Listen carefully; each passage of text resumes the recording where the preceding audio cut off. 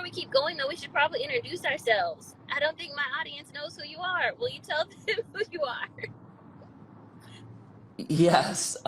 So my name's Mikey Taylor. I started off as a pro skateboarder. I was a pro skateboarder for about 15 years, which was amazing because my passion turned into my career, except I couldn't do it forever. So I had to figure out, what life after skating was going to look like, which led to my first business that I started with two of my friends in the craft beer industry. It was called St. Archer.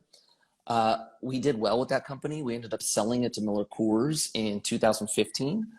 And then from there, I started my current company, which is Commune Capital. We're on the private equity side of real estate.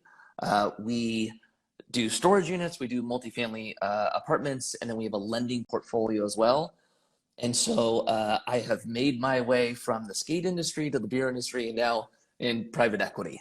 So that's what I do currently. That's so great. That's so great. Yeah. So I guess for those who are on here who don't know me, my name is Teri. I quit my job as assistant principal of an elementary school to start trading and traveling full time. Basically, I just wanted out of that school building, out of the 9 to 5, and so I just started traveling all over the world, and I afforded it by trading stocks. And while I was gone, people started asking me to teach them how to trade. And I did. I started teaching people using that same education skill online. And now I have one of the best, actually it is the #1 course on Teachable. We've taught over 10,000 people how to trade, and we're still full steam ahead teaching more people how to trade. But Mikey, to your point, Amazing. I absolutely love real estate. So I also have like my real estate license and used to help teachers to relocate. So everything about real estate is fun to me. So I'm so excited that you're in the PE space, but also in the real estate space, because that's just so fun. Yeah. Epic. We have similar stories in regards to, how do we empower ourselves to use the opportunity in front of us to better position our lives, right? So that is awesome. Yes. So tell me, Mikey, what are you excited about right now? Like what's been on your mind that you're excited about? Oh, man, that's a good question. I think probably the thing that's most exciting to me is kind of the shift that we saw post-COVID with people's, energy and excitement to learn about finance. That was like, when I started our company, we started it 2017. And, in the skate community, which was my main following, when I started talking about money, they were like, what is this? I don't want to hear about money. I want to see you, do tricks. And after a while, I started seeing more and more people kind of start paying attention. But right when COVID hit, it was like this explosion. We saw such big numbers of people go, what is happening? I need to figure out what I'm doing with my money. I need to start building out a plan. And that was pretty encouraging, knowing that we have a problem in front of us with financial literacy, and it being something that all of us have to use in our lives, and just so happens to be the thing that school decides not to teach us about. So that was pretty exciting to see that shift happen. And then now I think it's really cool, just all of these new ways that we're coming together to, crowdfund information, to crowdfund our money, to be able to participate. It's an exciting time. So I think I'm stoked to be doing this in 2021 with a bunch of cool people. You know what's crazy? So my story is similar, like with investing, like it started growing, and we were doing pretty well before 2020, but then with COVID, like it just blew up. Yeah.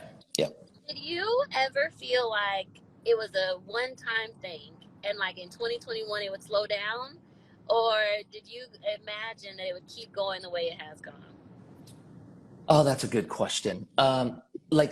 Truthfully, I thought there was probably going to be this shock. People are like, oh my gosh, what's going on? And then as things reopened and the economy got back on track, you probably saw big people shift back to normal life and out of sight, out of mind. I haven't seen that yet, which I think is cool. And I think the other thing is just there's a frustration in the air, right? Like people are frustrated that they don't know how to use money, and it's something that we all think needs to be taught to us. And the more and more people that talk about this on social media, I think you are seeing a generational shift happen where people are like, look, I'm done with just having those people do it. And I'm done with those people doing it for me. I want to learn this myself. and I want to kind of take control and put myself in a better situation, I think that's amazing. I think that's going to be here to stay, especially like, as all this stuff happens with, inflation and unfortunately, I don't like all the political shit in our face all the time. But what it is doing, which I think is good, is people are paying attention to the economy, what's going on with it, what does stuff like stimulus do to the total system, or creating money, the velocity of money. It's cool. It's a topic that we wouldn't have been talking about 5 years ago. So I think we're here to stay, is my view. I agree with you. And I've been seeing some of your videos, like educating people on the different things going on. Like, how do you feel about inflation? What do you think is going on? I saw you did also one about like how to make sure that your taxes are lower. Like, what are some of those top things that people need to learn right now, you think, in terms of their money? That's a good one.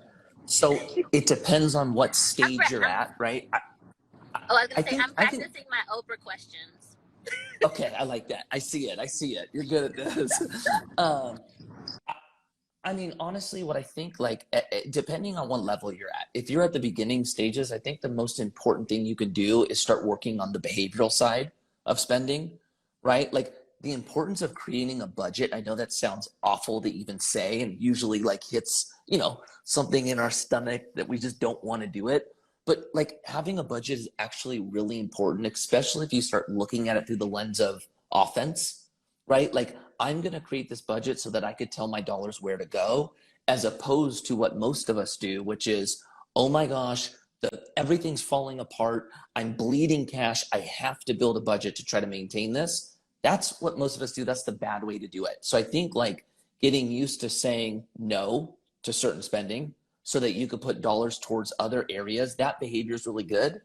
I think as we get to the point of being able to invest, learning how investments work, I think educating ourselves is really important. I think stuff like taxes, knowing that it's our number one expense and making money is already hard enough and there's ways for us to keep more of it. I think that's a pretty cool thing to learn. And then on top of that, as far as inflation goes,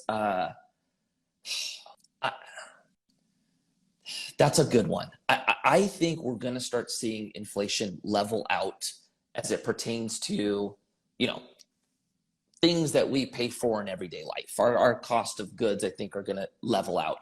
I think there's going to probably be a bigger impact on real estate.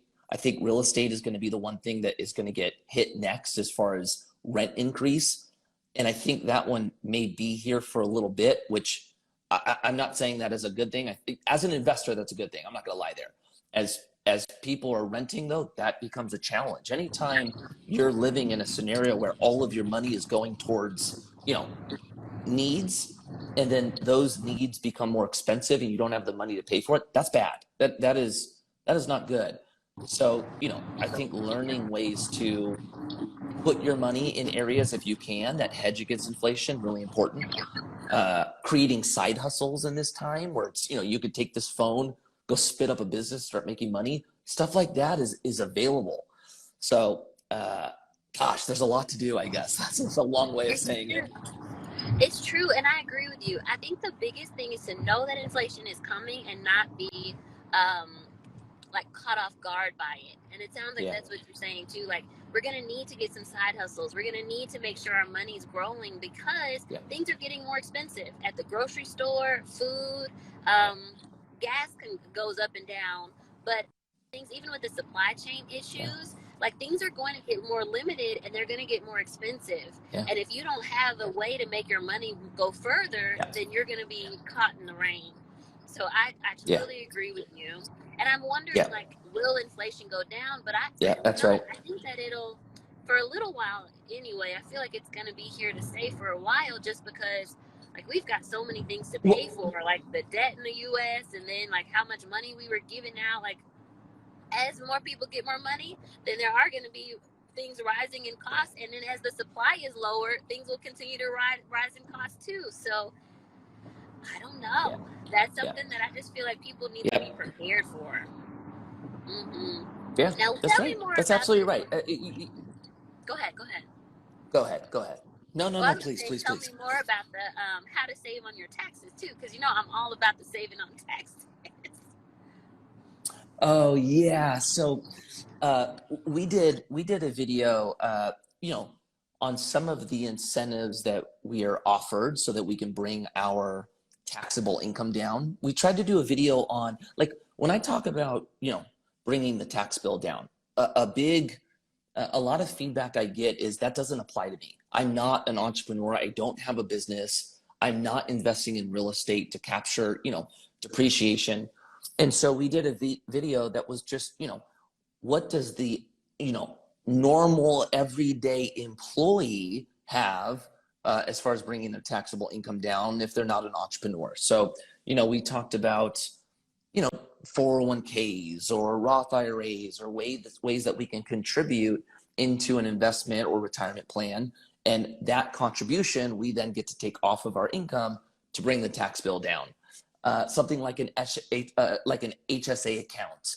But for, as you start getting into entrepreneurship, and where this thing starts getting exciting is when you run a business, you can generate more loss. When you start investing in real estate, this is, one of my favorite things about it, you're able to depreciate the asset even though the asset appreciates, and it creates what we call a phantom expense. And we get to use that depreciation to offset our income. And in a lot of cases, the income's not taxed at the time. We ultimately defer it. But it's just a cool way to go about figuring out how to keep more of your money.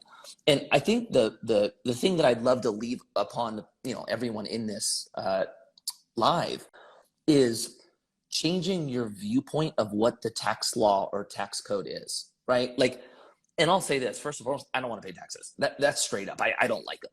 But the tax code is there, and a thing that the tax code does is offers incentive, right? 95% of the tax code is incentive based. Only 5% of it is to raise revenues. So when you understand that they ultimately are trying to maneuver investor behavior and telling us with dollars to put, our investment in certain areas that stimulate the economy, when we do that, we get to keep more of our dollars. So having this viewpoint of the tax law being kind of like of where to put dollars to keep more of them, I think is a cool way to look at it. But yeah, that's what we all want, right? We want to make money and not have to shelve it all up. I agree with you. And so a couple things that I've done. So I've done the depreciation on houses. So I have a rental house in Chicago, and that helps like take away some of the expense there. So it can always be a loss. So I totally agree with you there. And then, like, I don't know if you know this, Mikey, but I moved to Puerto Rico to help with my taxes. Yeah. All my friends that are digital marketers are doing that also. Right. So I moved.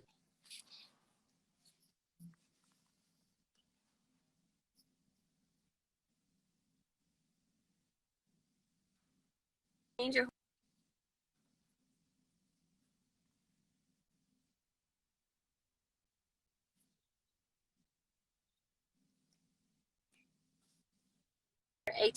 HSCA. I think it's HSA, right? The health savings account. Yeah.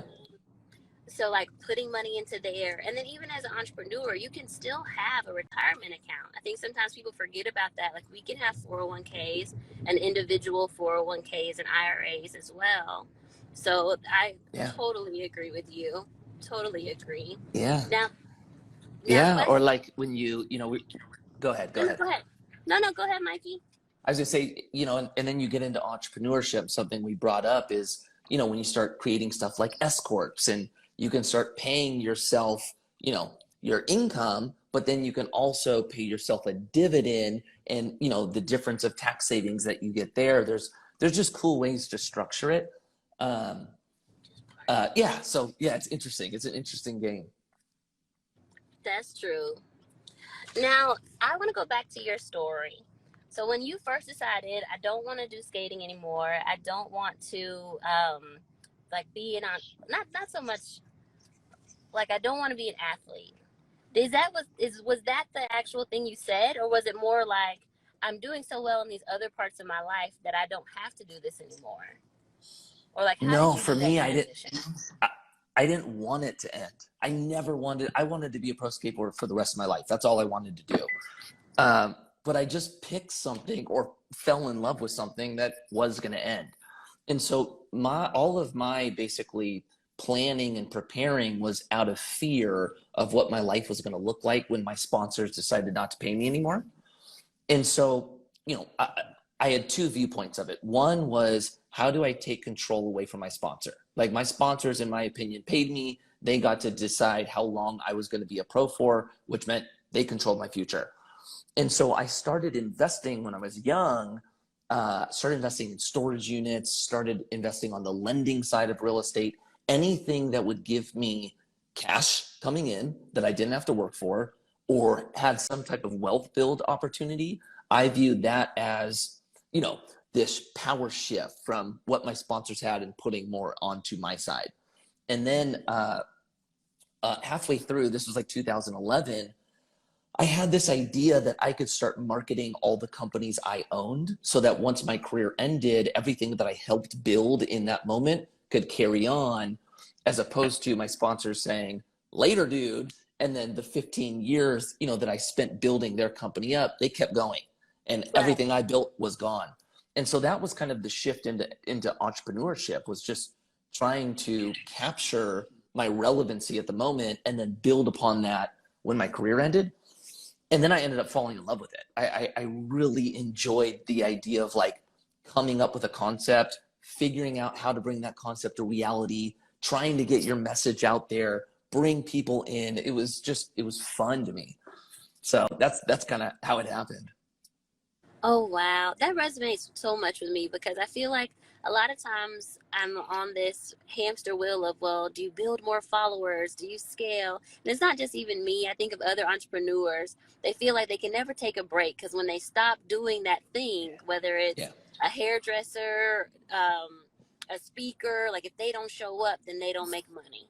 Yeah. And so now, like, how do you get off of that hamster wheel? How do you be able to still bring in income and still make money even when Yeah. you don't show up to work? And it sounds Yeah. like that's the transition you started making.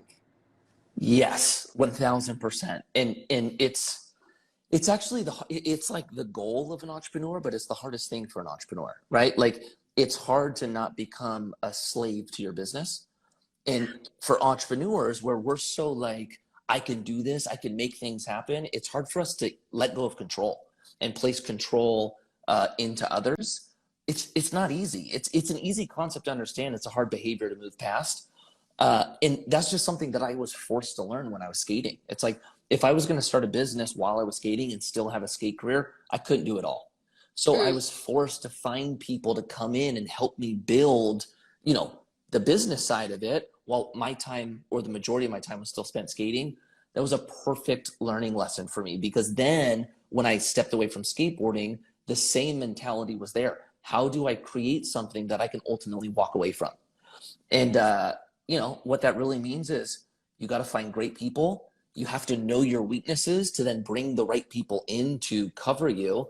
And you've got to let people thrive. You've got to put people in a position where they may be able to leave, and that might jeopardize you. But if you're always looking at the people around you as far as empowering, building up, and becoming new leaders, you're going to be able to build a pretty powerful business when done right.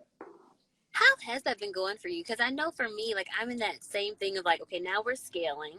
It went Mm, from being like a content creator. I'm creating the videos. I'm creating the course. Like, yeah, it's an online course so people can watch the videos whenever. But I yeah, had to make that. So I went from being like content creator to, okay, now that it's running and people are coming, now I'm hiring and I'm a CEO and yeah. it's a business and we're basically a startup. Like, this is like, Yes. we're at the point now, like, this is the same size as like a $300 million startup. So now I'm Yeah. the CEO. And when you do put on that CEO hat, now you start having to think about hiring and HR Yes. and Yeah. staffing. Yeah. And it's a whole different hat to wear.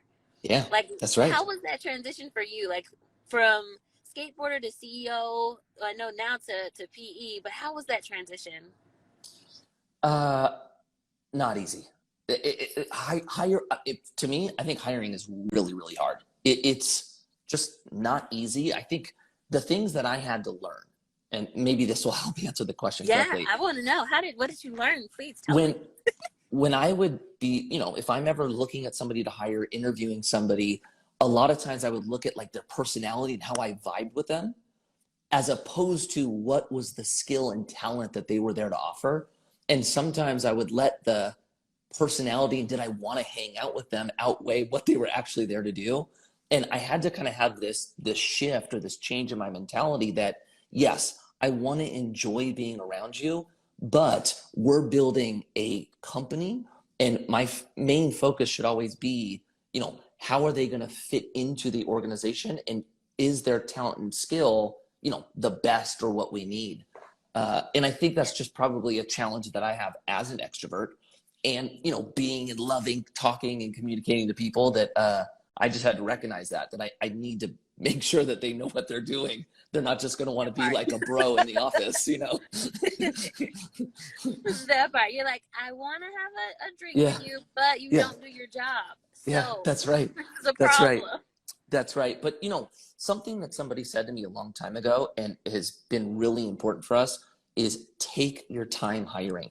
Spend a lot of time trying to get to know that person, find out, how their character is, how they operate under stress. And once you get to the position of bringing them on, when you start seeing things that aren't going well, and I had to learn this one the hard way, you got to get rid of people quick. The idea of hire slow and fire fast is so true and so important. I'm typically somebody who will give you like 4 tries, 5 tries. I had to stop that. I'll give somebody, I understand making mistakes. That's not what I'm talking about. But when you find somebody that is a bad fit, you're doing them a disservice and you're doing your company a disservice. And you just got to start making hard calls quickly. Do you still have to do the hard calls, or do you have someone on your team now that does like the firing? It depends.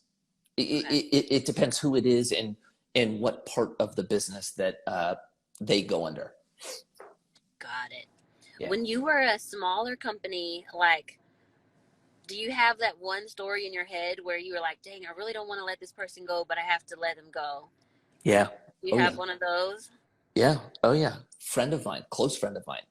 And it wasn't, what was nice about it is it wasn't that he wasn't talented, and it wasn't that he wasn't doing a good job. When we first started, we had a challenge where we had too many people in leadership and not enough like people getting things done. And so it was like, the idea of like too many chiefs, not enough Indians, right? And so, or even too many cooks in the kitchen. Yeah, exactly right. So you had all these delegators and not enough people to delegate. And I basically had to, take them out to lunch and just say, look, I love you. You are so talented. This is our situation. And this is what I have to do. And it was all good. Like what I found, if you ever have to go through this process, be transparent with people. Don't just give them some bullshit sugar-coated reason. Be honest and be loving, and it's going to be fine. But I think when you like hype people up out of like why you're doing it's not the true reason, it sets you up for failure. That's good. Guys, y'all, I'm just going to recap that so that if anybody missed it. So like if you're having a difficult conversation and you're having to let somebody go, one of the suggestions Mikey gave was be honest, be transparent, but cut to it. Like don't try to like sugarcoat it and go around the world. Just tell them like what you need, but then be loving still, and then that'll work. Did I capture it, Mikey? That's right. You and I need to hang out more. You have a gift at taking all of this and just, that's what he said. That's the educator in me. Yeah, I love that. I appreciate that. Oh my goodness. Well, a couple more questions, and I know you got to run. I don't want to take all your time. But I think one thing as investors, so now you're in the private equity space. Like how did you get there, and what are some of the things that you've learned now in that space? Oh, that's a good question again. How I got here was when my career ended, I had got to a point where I had become financially free. And I kind of, it was a blessing, right? That was like the end all be all for a skater's career to end and not have to like call one of my sponsors and beg for a job in the warehouse, right? And when that happened, it didn't feel as good as I thought it was. I thought I was like going to feel proud of myself. I almost felt like isolated, almost like victim, or not victim, survivor's guilt, because it just, most of my friends in my community, that wasn't the traditional outcome. And so the idea of the company really spawned from this idea of how do I help my people in my community be in a better position when their sponsors let them go. And so, I kind of had two ideas with it. I wanted there to be some type of financial education component so that they were actually being empowered. And I wanted there to be an investment vehicle that they could put their money in an asset that was reliable, that would be there for them when their career ended, and that captured the two metrics of what, people my age are looking for: wealth build and cash flow. And so real estate just did that for me when I was a kid. So I wanted to offer that to my friends. And so when I was building out my company, I decided that it was going to be in an offering. We decided to do it as a fund structure. And so we bring on investors. A lot of them were pro athletes in the beginning. And then we go out and put those dollars into assets that, we want to use to help build our wealth and pay us cash flow. Wow. One of the things I resonated with is when you said that you finally got to this place of being, I call it work optional. Like you can work if you want to, but you don't have to because you have enough money at this time. So you finally got to this work optional place where everybody longs to get to, and it wasn't like you weren't satisfied. It wasn't fulfilling. And I feel like I went through that too. And I have a lot of friends that went through that. Like when I made my first million, I thought, like, I've been working so hard all my life to get here. And then it happened, and I was just like, it was like a little deflated. Like, is that what this is? Like, is this it? And I went through that same thing. And I think what people don't realize is that money is like the first part of it. But then after that, you have to have some kind of purpose or passion or something to keep you motivated from the day to day. Even when you're not forced to work, there has to be something that still gets you excited to get up. I couldn't agree more. I think, now I'll kind of jump off what you just said. The thing about money, and it's something that we don't realize, money is a magnifier. That's what it is, right? It magnifies things that are already in us. If we're just giving by nature and we start making more money, we're going to give. If we're greedy by nature, we're going to become more greedy with money, right? So you have to recognize that. As far as what you spoke on with being financially free, having the choice to work and then still feeling like that wasn't enough. So one thing money can do, which is awesome, is it gives you option. It gives you that choice to make, right? That is amazing. Now, moving more onto purpose or this idea of retirement, I actually don't think we should ever retire. I think we should work and work as long as we can and, maybe take less and less responsibility as we get older. But what happens is a lot of us are doing jobs that are draining. We hate our job. It brings out the worst in us. And what that really means is you're not living your purpose. You're not here doing the thing you're meant to do. And so for a lot of people, they realize that, right? They're working some job, something happens, they have their breaking point, and they're like, I'm done. I'm going to get a new job, right? Some people never realize that. They run through, up until 60, 65 and can't wait to step away until retirement.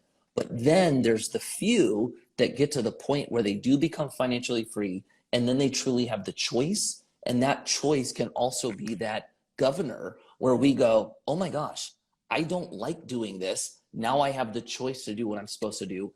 Or we get to look back and go, dang, this is awesome.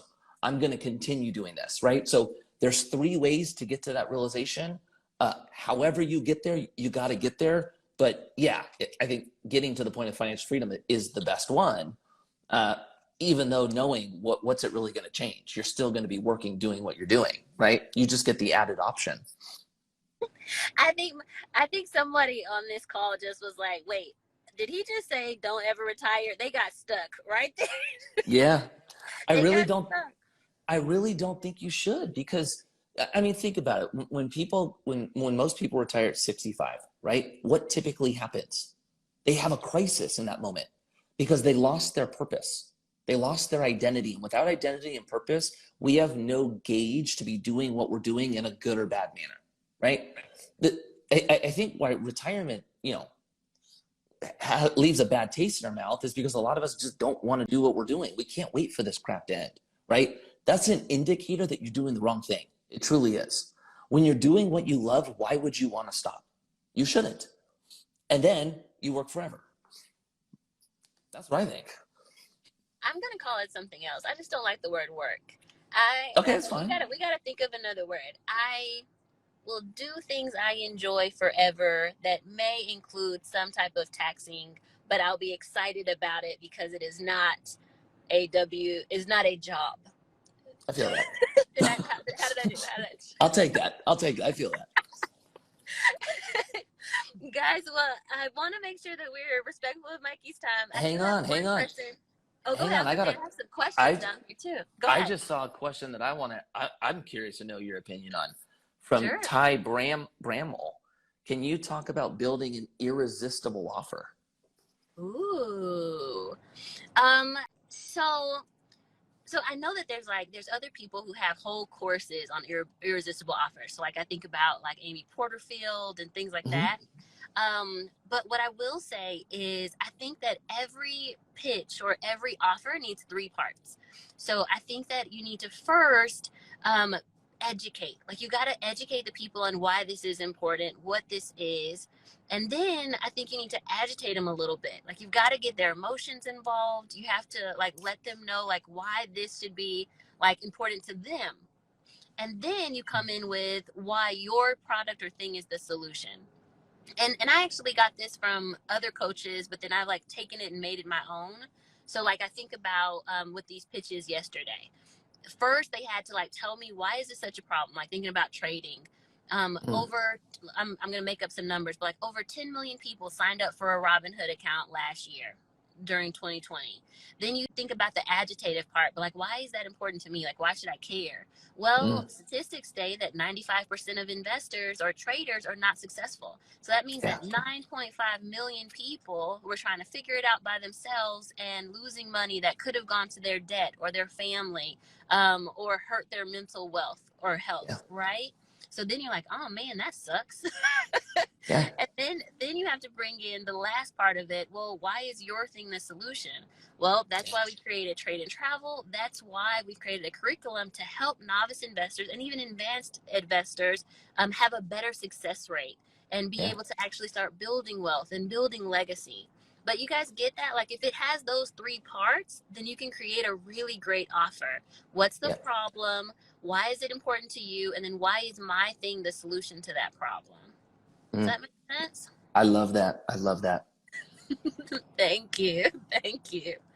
But yeah, so I've learned so much by being a course creator. Like I just never thought I would even be in this realm. Like I thought I went to seminary for master's. I thought I'd be in the church, like a young adult pastor, and like that'd be the way that I serve.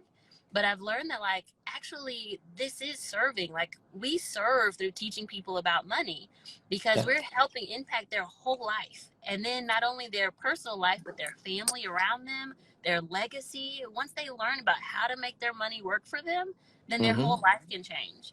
Then they get to the work optional that you were talking about.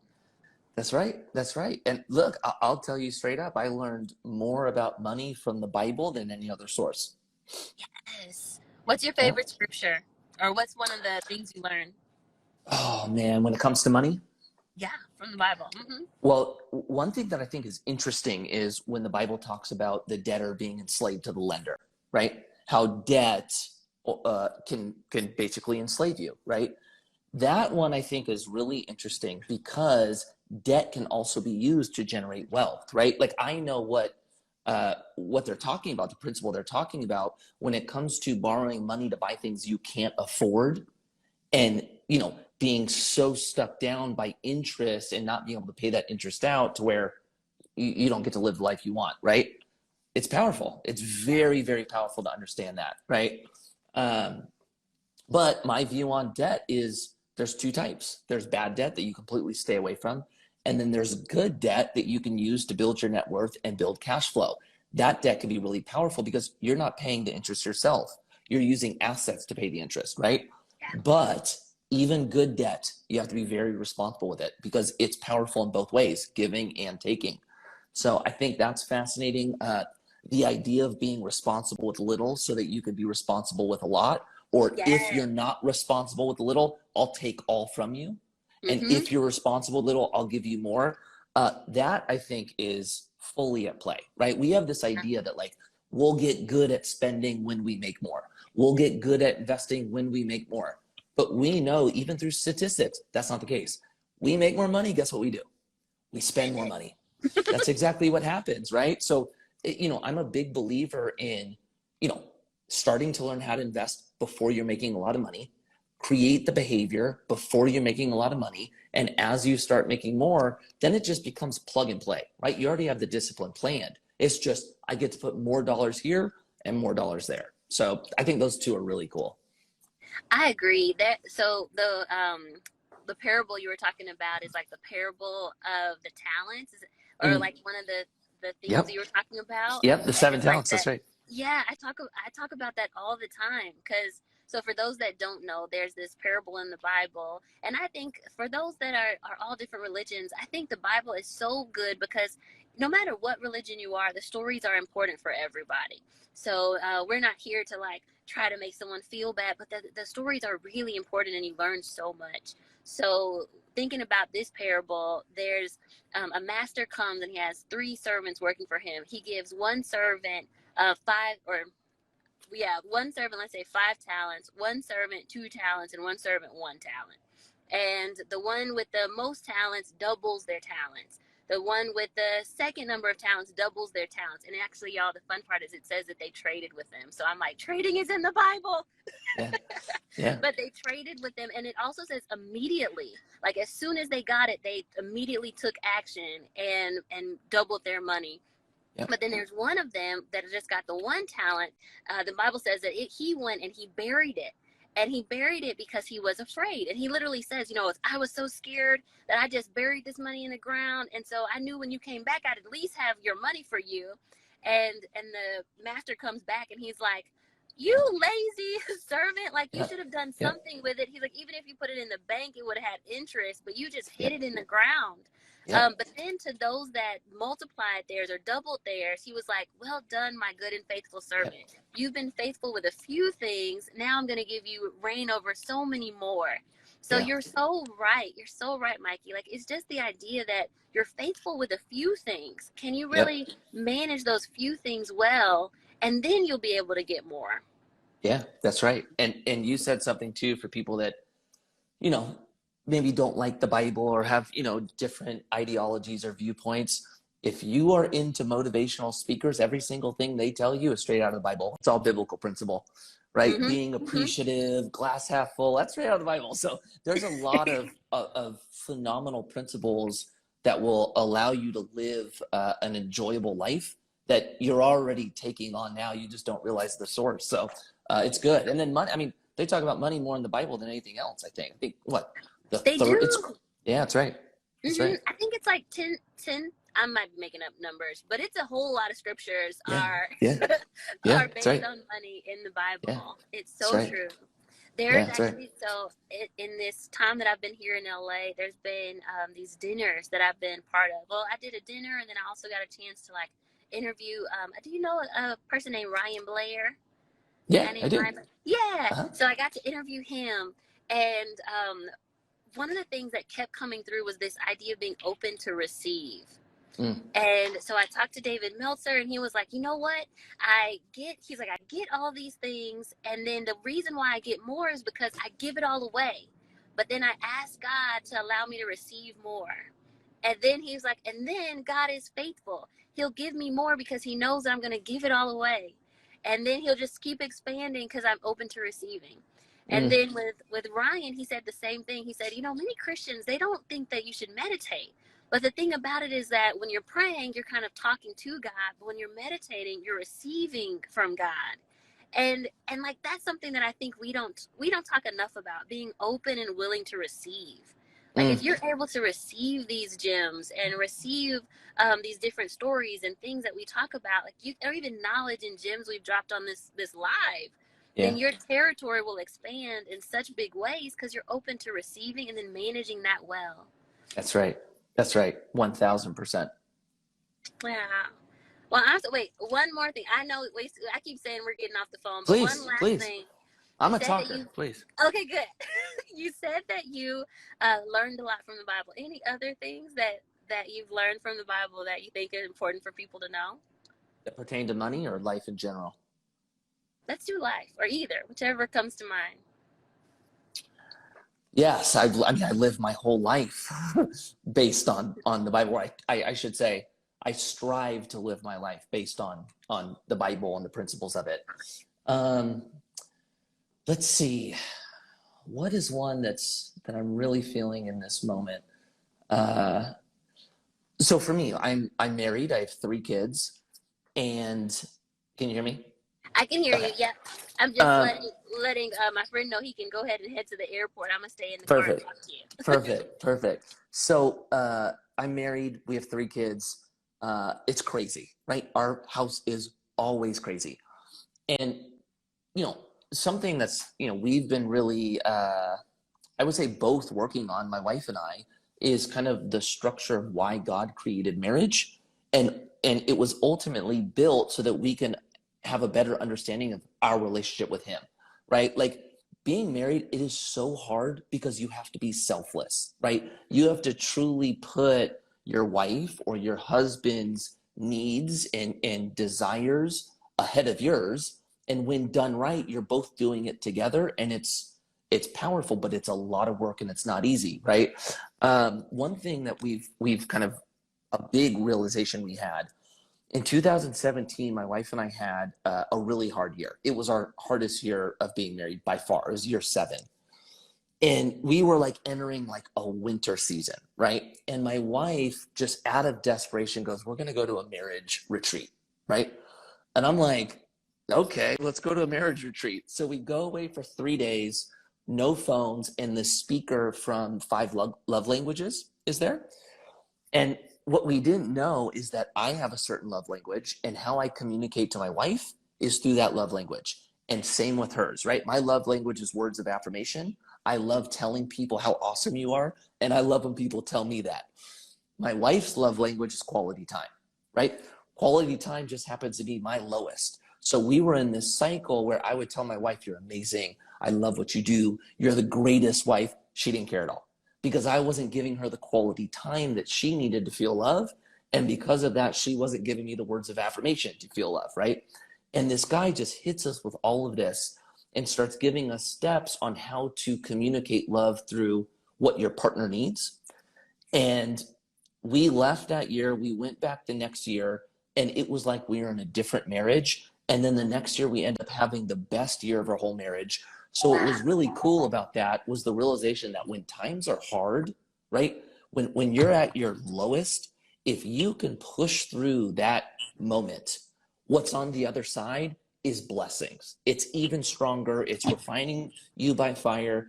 And so it was encouraging for us as a couple to know, if we are willing to push through the challenge, our marriage is going to become even better. And so we know, looking forward, the next time we have challenge in our marriage, what's on the other end. It was so encouraging. So that was something, doesn't really pertain to money, but Yeah, that but was a I good love marriage it. lesson. Yeah. Yes, I love it.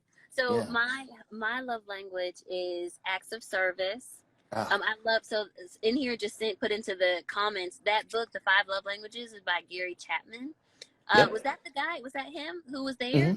Mm-hmm. Mm-hmm. Um, so my love language is not quality time, but it's acts of service, and then physical touch. I'm a big Yep. hugger.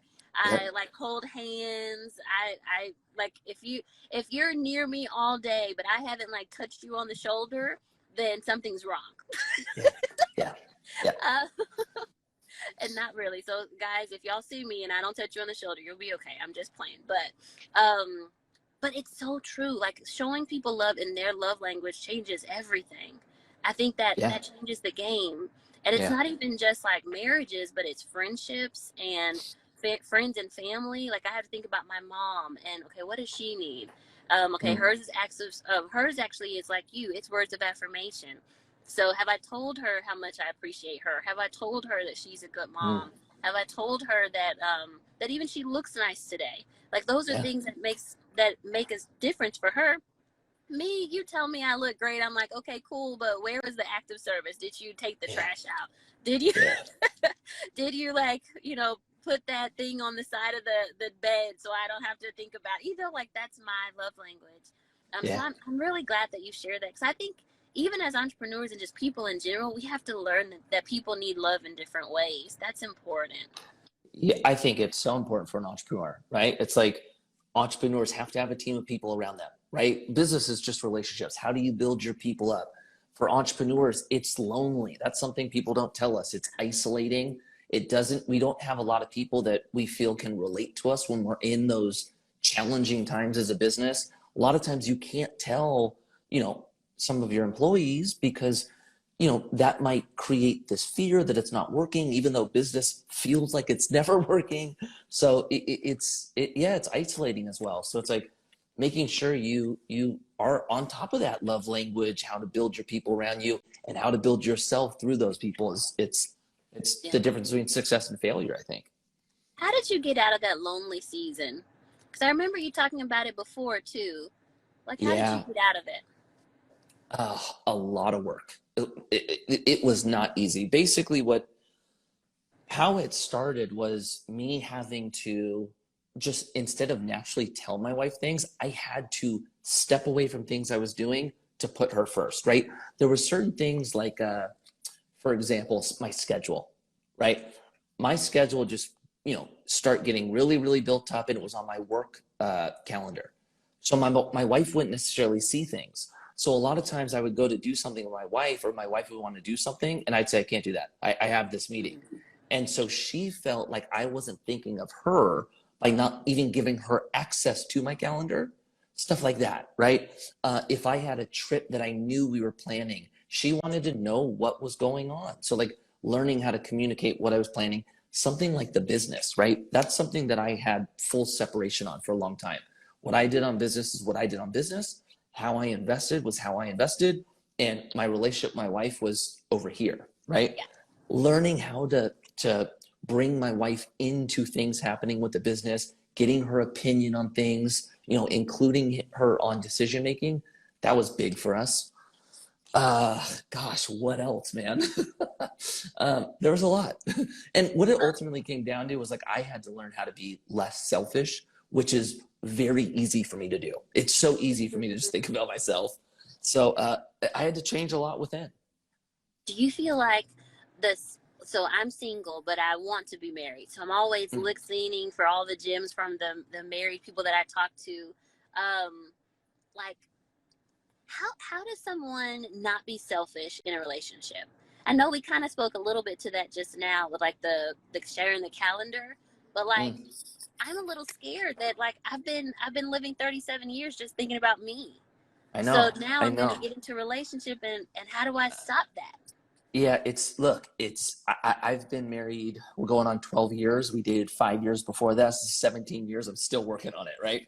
I would say that the things that have helped me, one, when you have kids, that's the biggest realization of how selfish you are. When this little baby survival is dependent on you, and when it needs things, it's in the most inconvenient time, right? I'm just being honest with you. It's brutal, but it's amazing what you get because of it.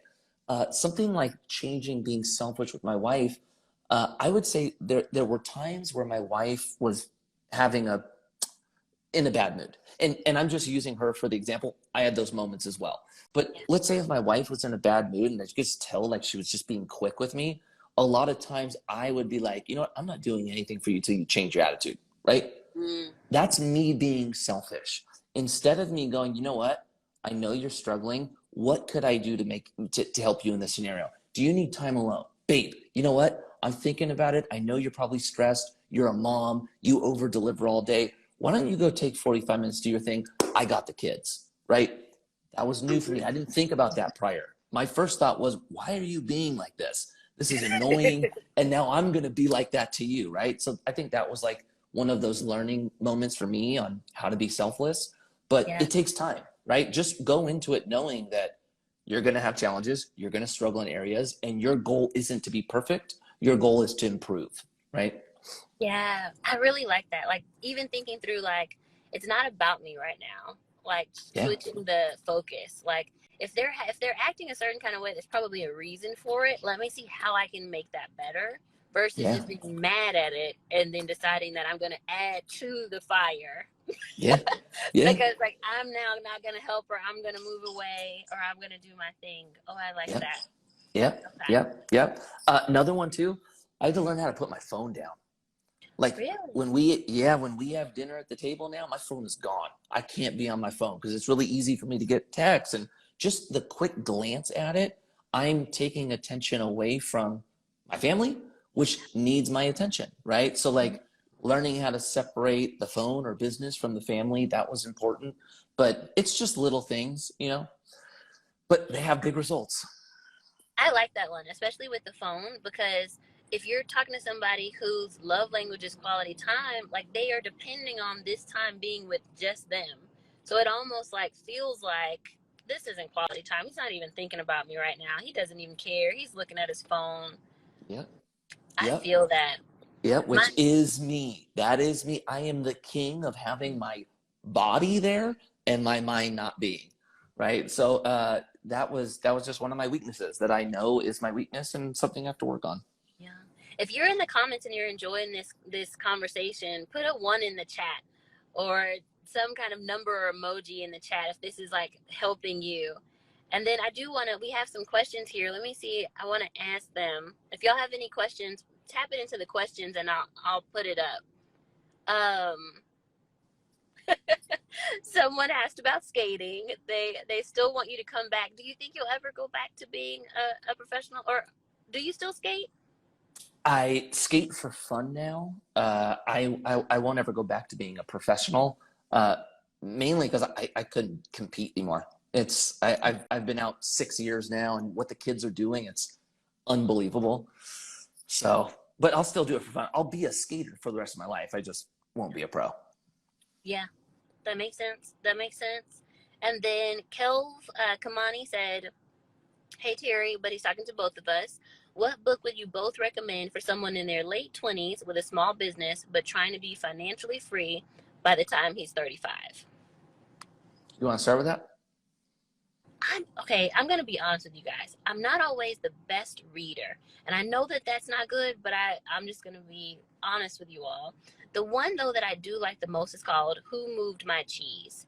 Like, that was revolutionary for me because it talked about how somebody can be in the same pattern over and over, and then, like, how you deal with change. And being able to understand how you deal with change will help you deal with all the things in your business better. So that's one for me. Who Moved My Cheese?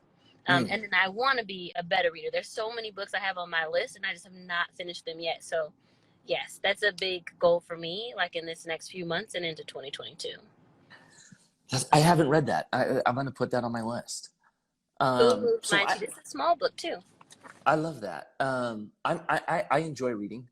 I would say for me, the book that made the biggest impact for me, and if anyone here hasn't read it, I would read it, was Rich Dad, Poor Dad.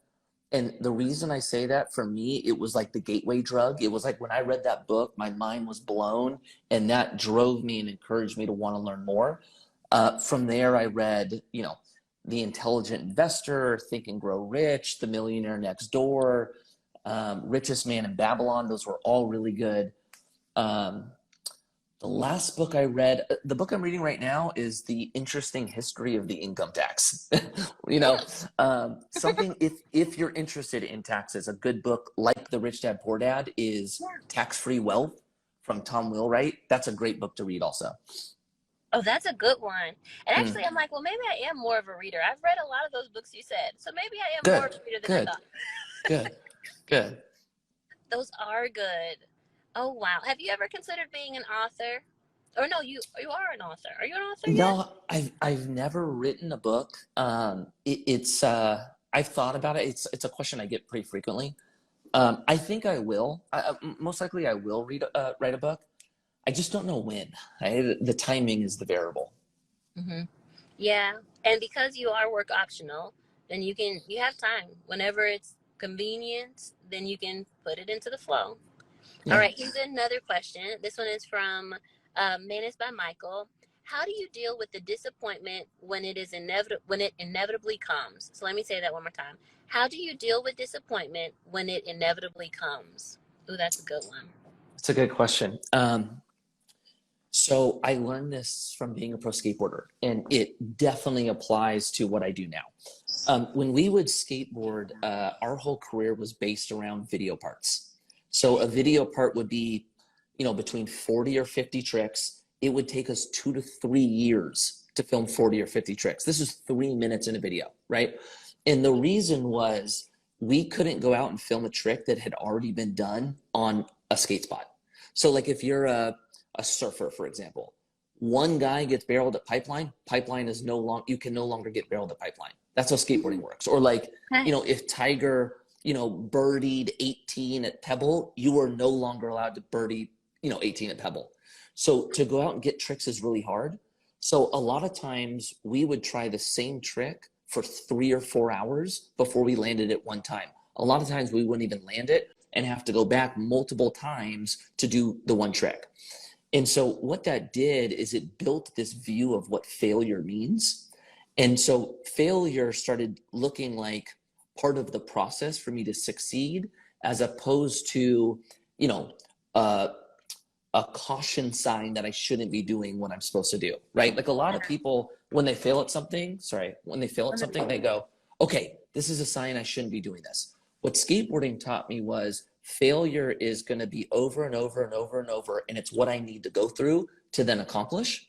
And just that little change of viewpoint, I just stopped fearing failure, and it stopped being so defeating for me. And now moving into what a big part of my day is, which is raising capital, right? Raising money from investors. When you're raising money, you're going to hear more no's than yeses. No doubt about it, right? So because I was built that discipline as a skater, when an investor says, no, I can't invest, I don't look at that and go, shoot, do I have a good investment? Are there things I need to change? All I look at that is, thank you, next, right? And then when I get the investor, I get the same feeling I got when I landed a trick on a skateboard, right? It's just like high, you feel great.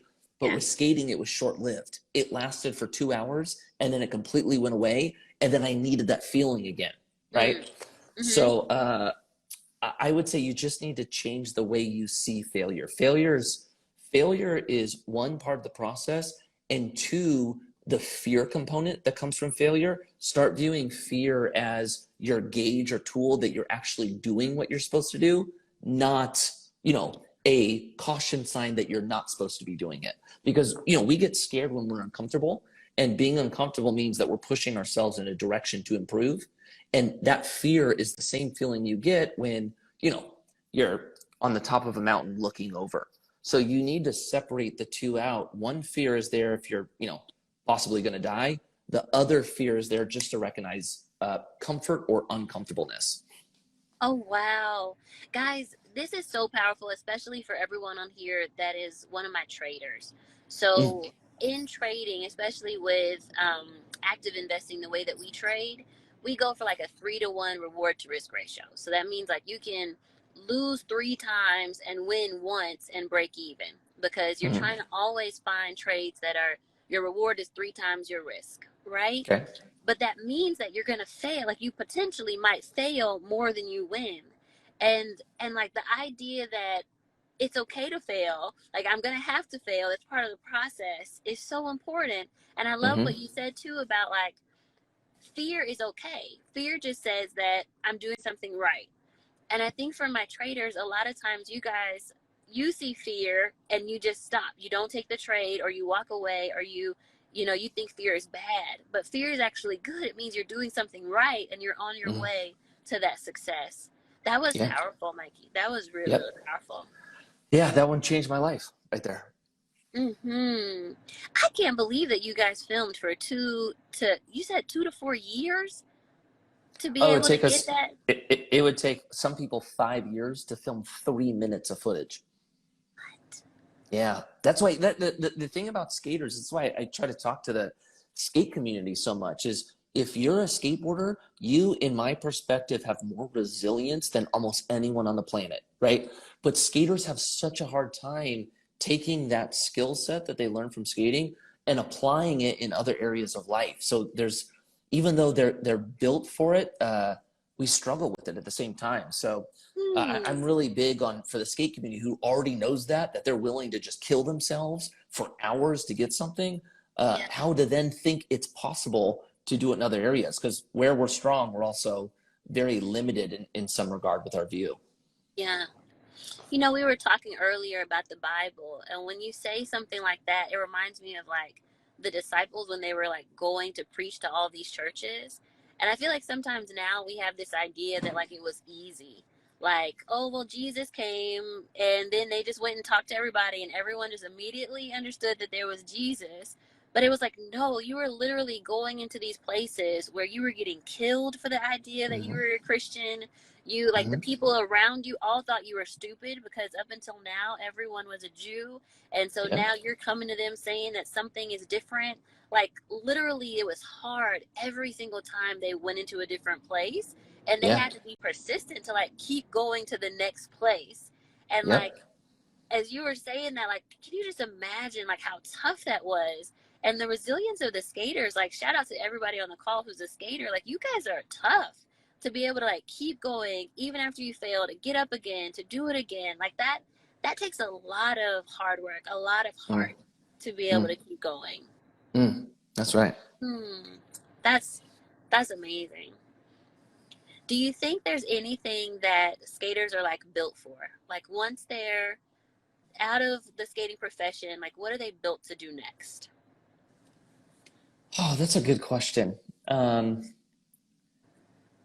It depends. I think one thing that skaters have that's, you know, a real strong quality is the way they look at the world, right? Like we look through the world based on what's skatable. And so something like a handrail, right, that, you know, most people view as, you know, a piece of metal that helps you walk up a set of stairs, we view it as, you know, an obstacle to skate down. And then we also look at how we could do something on an obstacle that was created for one purpose and use it for another. So I think for skaters, we have a way to be creative with our thinking, which actually happens to be a very good quality when you're trying to create business, right? Like there's one way to do this. How do we change that? Or, you know, all these companies sell one way. A skater will look at that and go, well, everyone's doing it that way. That means that way's whack. How do I create the new way, which is the cool way, and go around the side door, right? So there's a creative thinking element to skaters. They're naturally creative. And they're resilient, right? It's just the challenge with skaters is they have to be passionate about it, right? They're not the type that like you could just like, oh, go do that, and they go do it. They have to love it. And if they love it, oh, they're killers.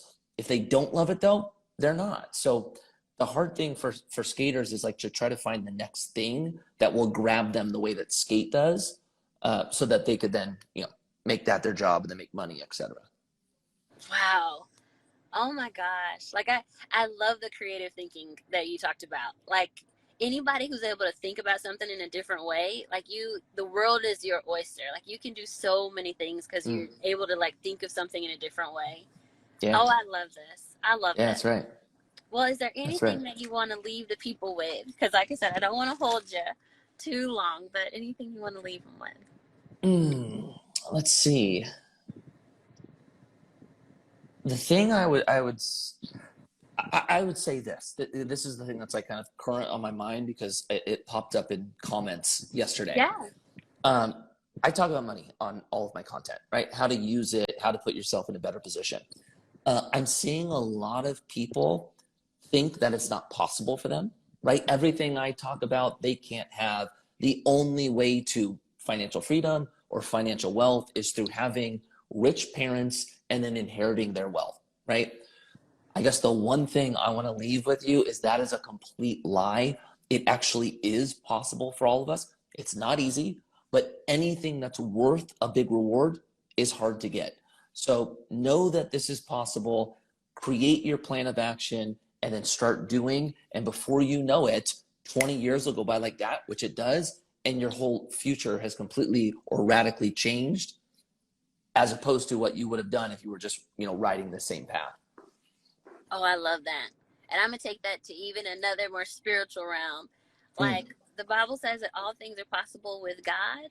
And mm, for those that don't believe, just know that there is somebody that's bigger and there's something higher than anything that you can imagine or think. And that person or that thing or that being wants the best for you. So just go for it. Anything that you can think, like, try it. That fear that we mm. talked about, like, it's good to try things. Even if you fail, it's going to be okay. I'm just going to add that to what you said. I love it. I love it. Failure is a good thing. It really is. Yes. Well, thank you so much for your time today, Mikey. I really appreciate this. Thank you for having me. I appreciate this as well. No problem. Let me know if you ever need anything, and we should definitely do this again. Let's I'm do it. here for you, whatever you need. Let's do it. All right. All Have a safe right. flight. It was great talking with you. Thank you. You too. Okay. Have a good day. Bye. Bye.